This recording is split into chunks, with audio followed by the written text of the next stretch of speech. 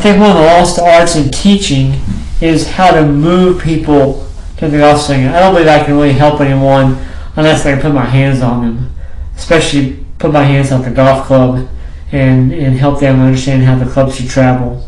I learned this from watching teachers, spending a lot of time with the guys like Hank Haney and Jim Hardy. Even had some video of John Jacobs teaching, and I was amazed and fascinated how much they moved people around to help them feel the proper motions in the golf swing, especially Hank.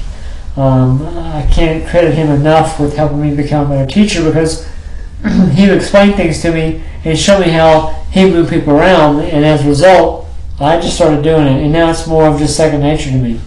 So you've got a guy over here on the left who's got this move.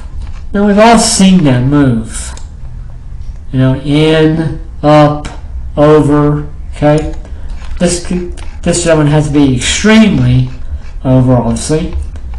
And a lot of people that I've talked to, especially younger teachers, they see that and they go, God, I would not want to work with that.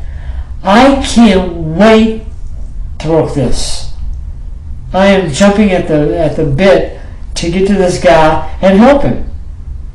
So I made a few changes, mainly with his grip and address. Didn't really change his posture very much. It's not perfect, it's not bad. The guy's 65 years old. And then I moved him through what I wanted to do, and I talked a lot about what the club should do. Okay, what the club should do, not what his body should do, but what the club should do. And I moved him that way over and over and over and over again and again, until you start getting a better idea of how the club should do. Now, I've had teachers say, Brad, but the engine of a golf swing is your body. Well, sure it is. No question about that.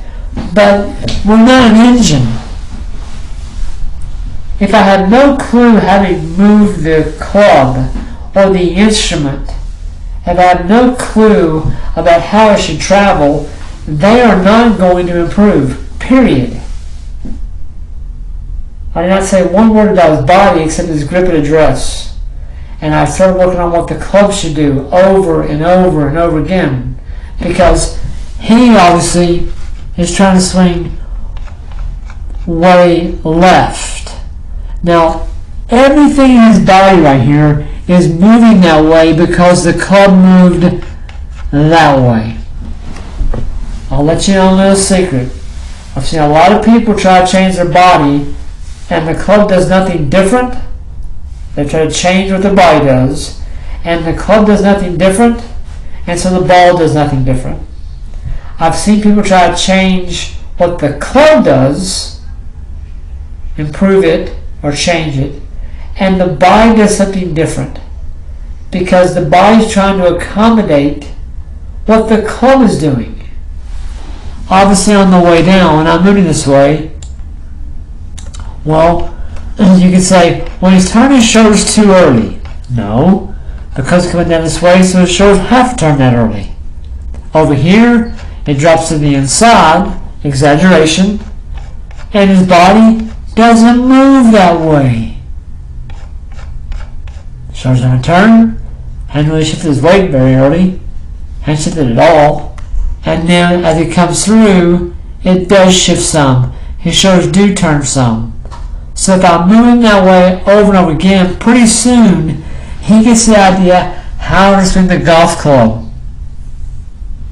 Didn't do much change in his body. I changed his grip, yes. Help his hands work a little better. But I didn't really change much in his body. I just kind of moved the club more that way. I explained to him, this is what's happening in your swing, and we need to get the club to travel more this way.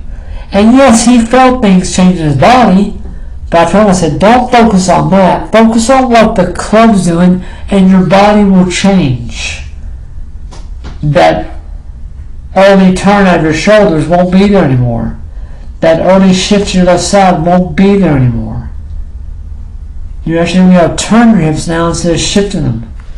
So as we work on it more and more and more, pretty soon Not perfect, but I'll tell you what, a heck of a lot better.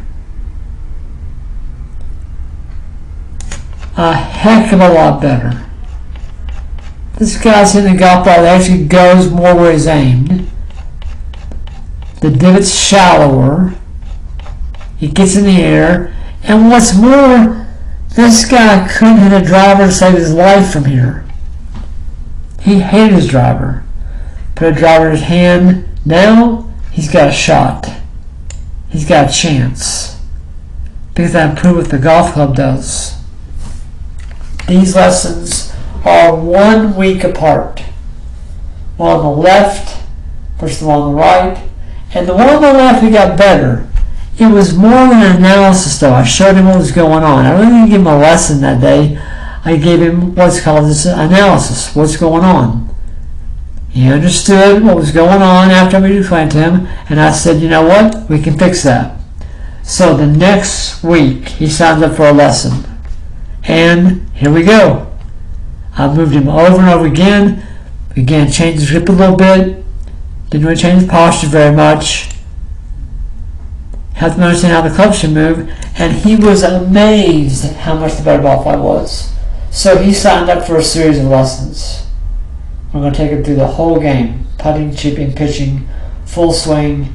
And this guy's going to start enjoying golf. So if you really want to help your students, from my point of view, you need to improve what the golf club does. Yeah, you got to do some change with the body. I understand that. Grip and posture. Those things are early, though. But I'm going to work a lot on what that club does so he can actually know what he should do with the golf club and his body does something different. Just my 2 cents here, but I'll tell you what, I've had huge success with this. Huge. I don't teach, I'm giving 1,500 lessons a year, and they're not coming back because I'm making them worse. That's for dang sure. I'm helping them learn how to use the golf club.